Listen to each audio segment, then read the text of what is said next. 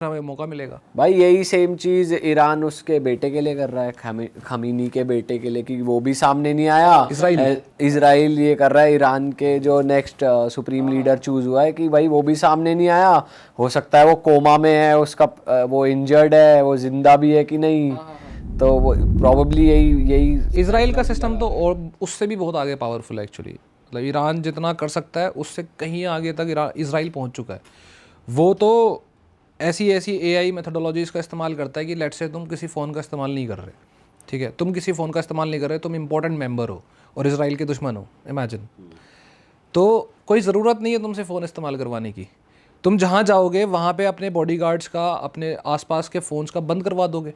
वहाँ पे जो बॉडीगार्ड्स होंगे या वहाँ पे इलेक्ट्रॉनिक्स की एक्टिविटी कम करवा दोगे। वो भी तो सिग्नल है। जहाँ पे इलेक्ट्रॉनिक्स एक्टिविटी कम हो गई, नेटवर्क्स कम हो गए, वो एआई में फीड, एआई उसको एनालाइज बहुत आराम से कर लेता है। तो वहाँ पे कोई सीन है। इजराइल ने एक पेजर अटैक भी तो करा था पीछे, बहुत तगड़ा, पेजर फोड़ दिए थे सारे। वो पेजर अटैक कैसे किया था मैं बताता हूँ आपको। अच्छा, ये भी बहुत प्यारी खबर है वैसे, मतलब पता नहीं होगी लोगों को मेरे हिसाब से। जब अक्टूबर 7 का अटैक हुआ था, जिसमें हमास के जो मिलिटेंट्स हैं वो घुस गए थे, नोवा फेस्टिवल चल रहा था उसमें, अंदर घुस गए थे, तो इजराइल जो है वो गंदे तरीके से हर्ट हो गया। मतलब उसको बहुत गंदा लगा। उसका रीज़न ये था एक्चुअली, वो अक्टूबर 7 वाला हमास अटैक हुआ क्यों था, क्योंकि इजराइल और सऊदी अरेबिया के बीच में एक मेगा डील होने वाली थी। मेगा डील का सबसे इंपॉर्टेंट पॉइंट था nuclear red line. Nuclear red line मतलब सऊदी अरेबिया कह रहा था कि हमें न्यूक्लियर रिएक्टर दो और हमें यूएस परमिशन देगा यूरेनियम एनरिच करने की, क्योंकि ईरान बॉम्ब बना रहा है। सऊदी अरेबिया और ईरान की भी अच्छी खासी लगती है। तो अगर ईरान न्यूक्लियर बॉम्ब बना रहा है तो हम भी बनाएंगे, और इजराइल और यूएसए बीच में नहीं आएंगे, इनफैक्ट हमें सपोर्ट करेंगे। सो फार इजराइल कभी ऐसे एग्री नहीं करता कि कोई भी अरब कंट्री वेपन बना ले, न्यूक्लियर वेपन बना ले, लेकिन इजराइल जो है वो फाइनली एग्री कर गया कि भाई अगर सऊदी अरेबिया हमें रिकॉग्नाइज करेगा और ज्यूज़ को हेट नहीं फैलाया जाएगा सऊदी अरेबिया में, उनकी किताबों में, उनके सिलेबस में, तो हम एग्री कर जाते हैं। और वो मेगा डील साइन होने वाली थी। सो फार बहुत बड़ी डील हो गई है, ठीक है। सऊदी, और ऑब्वियस सी बात है कि Saudi Arabia in any situation अपने न्यूक्लियर वेपन सबसे पहले बनाएगा, ईरान से पहले बनाएगा। क्यों? क्योंकि डायरेक्टली वो तो लीगल तरीके से बना रहा है ना, ईरान तो चुप के बना रहा है। तो ईरान ये बर्दाश्त ही नहीं कर पाता। और सऊदी अरेबिया और इजराइल में अगर डील हो गई, इसका मतलब क्या है कि पैलेस्टाइन का इशू हमेशा के लिए ख़त्म, ठीक है। मोस्टली जो अरब कंट्रीज़ है, मुस्लिम कंट्रीज़ है, वो सऊदी अरेबिया के पीछे पीछे ही तो चलते हैं, ठीक है। ये मेगा डील थी। इस मेगा डील को ना होने देने के लिए अक्टूबर 7 का अटैक हुआ था, इतना गंदा वाला, ठीक है। अब वो जो अटैक हुआ था वो मेगा डील नहीं हुई, ठीक है, रुक गई। लेकिन ईरान को इतना गंदा लगा, इसराइल ने रिवेंज का पूरा सोच लिया। अब इसराइल बहुत साल से एक प्रोग्राम पे काम कर रहा था, एआई बेस्ड, मतलब एआई बेस्ड वॉरफेयर। हाँ, बहुत डेंजरस है वैसे वो चीज़। उसमें वो 3 मॉडल्स प्रिपेयर कर रहा था। एक था गॉस्पेल, एक था वेयर इज़ डैडी, और एक और था, उसका नाम मैं भूल गया यार, पर ठीक है मैं नाम बता दूंगा आपको। उसमें एक एआई मॉडल तो ये बताता था कि टावर्स के थ्रू, सिग्नल्स के थ्रू, व्हाट्सएप मैसेजेस के थ्रू, व्हाट्सएप ग्रुप्स में क्या बातें हो रही हैं। बातें तो नहीं पढ़ सकते, एनक्रिप्टेड होता है, लेकिन लेट्स से आप एक मिलिटेंट हो, आपके पास जिसके भी कॉन्टैक्ट्स है ना, उन सबको एआई ट्रिगर कर लेगा, ठीक है। तो गॉस्पेल का काम ये था कि कौन सी बिल्डिंग में अटैक, कौन सी बिल्डिंग में ज़्यादा सिचुएशन ख़राब हो सकती है। मान लो आपके थ्रू हमने देखा कि भाई आपको 100 में से मैंने पॉइंट दे दिया कि तुम 90 पॉइंट है तुम्हारे, तुम मिलिटेंट हो सकते हो, हरामी हो वो हाँ पर रुक गए भाई। आपके 50 हो गए, आपके 40 हो गए, ठीक है। लेकिन अगर 90 वाले 10 बंदे एक ही बिल्डिंग में हैं तो गॉस्पेल उसको हाईलाइट कर देगा। ओके। फिर दूसरा एक और था जो क्या हाईलाइट करेगा, बंदे को हाईलाइट करेगा, दूसरा वाला। अब वो बंदे को हाईलाइट करेगा, गॉस्पेल बिल्डिंग को हाईलाइट करेगा, मतलब प्लेस और पर्सन हाईलाइट हो गए। अब तीसरा था वेयर इज़ डैडी, मतलब वेयर इज़ डैडी मतलब वो इंसान का है, ठीक है। अब वो इंसान का है, वो वेयर इज़ डैडी का काम है, ठीक है। तो उन्होंने उस एआई मॉडल को एक्टिवेट, ग्रीन सिग्नल दे दिया। एक पीक टाइम पे वो 37,000 टारगेट्स को लॉक कर चुका था।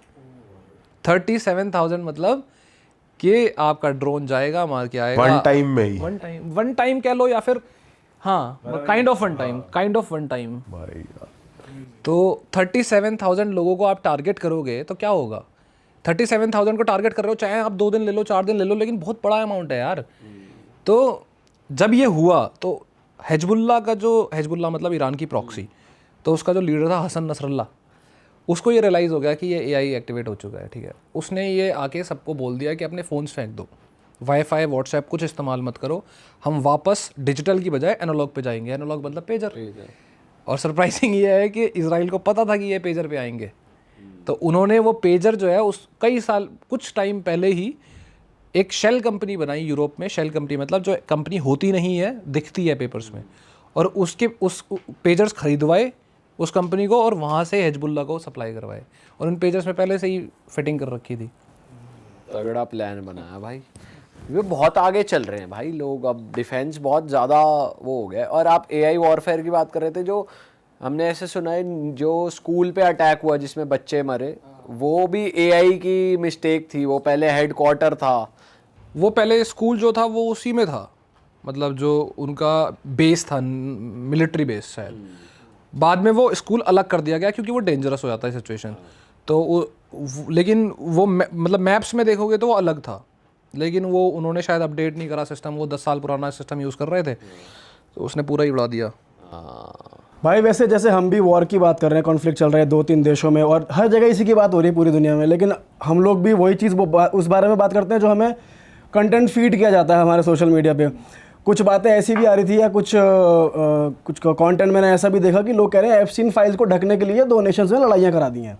अब एप्स्टीन फाइल्स की कोई बात ही नहीं कर रहा है और इस बारे में चर्चा होगी हर जगह। तो आपको क्या लगता है, ये पॉसिबिलिटी है? देखो मैं बताता हूँ क्या होता है, चीज़ें कैसे होती हैं, जो तगड़े तगड़े लोग हैं वो कैसे करते हैं चीज़ें। जैसे मान लो मेरी प्रायोरिटी है कि एप्स्टीन फाइल्स की न्यूज़ आने वाली है, दबानी है, ठीक है, तो मैं ये देखूंगा मेरे पास टास्क एट हैंड कौन कौन से हैं। मतलब मेरे एक तीर से 2-4-5 निशाने होने चाहिए, एक नहीं। अब अगर उन्हें ईरान को टारगेट करना ही है तो वो उसको प्लान ऐसे करेंगे कि भाई मेरा स्पेसिफिक टाइम तो ये होगा। समझ रहे हो आप, कि अगर एप्स्टीन का मुद्दा ज़्यादा उठ रहा है तो मैं यहाँ चाहता हूँ इसको उठाना, ईरान वॉर को, जबकि वो उठना था, होना तो वो था, प्लेसमेंट कर दी। टाइम मैं डिसाइड करूंगा, बीइंग पावरफुल पर्सन। और ये यूजुअली बहुत ज़्यादा होता है, जितना लोगों को पता भी नहीं है। जिस टाइम पे ईरान कॉन्फ्लिक्ट शुरू हुआ, न्यूज़ सिर्फ और सिर्फ ईरान की आ रही है, उस टाइम पे बहुत सारी ऐसी डील साइन हुई हैं जिनका आप मतलब जिनकी न्यूज़ टॉप पे आने वाली थी लेकिन नहीं आई फिर। करेक्ट। जैसे चैट जीपीटी की पेंटागन से डील्स हो गई कि भाई तुम डेटा दोगे, ये दोगे, ये बहुत बड़ी न्यूज़ बनती यूएसए में, लेकिन नहीं बन पाई। तो वो प्लान करके रखते हैं वो कि एक मेजर इवेंट आने दो, वहीं पे सब कर देंगे, और अगर मेजर इवेंट नहीं आया तो करवा देंगे मेजर इवेंट। अरे वाह, आपने ये वीडियो यहाँ तक देख ली भाई, तुमने हमारी मेहनत सफल कर दिया। तुम ही लोग हो असली रियल हिट।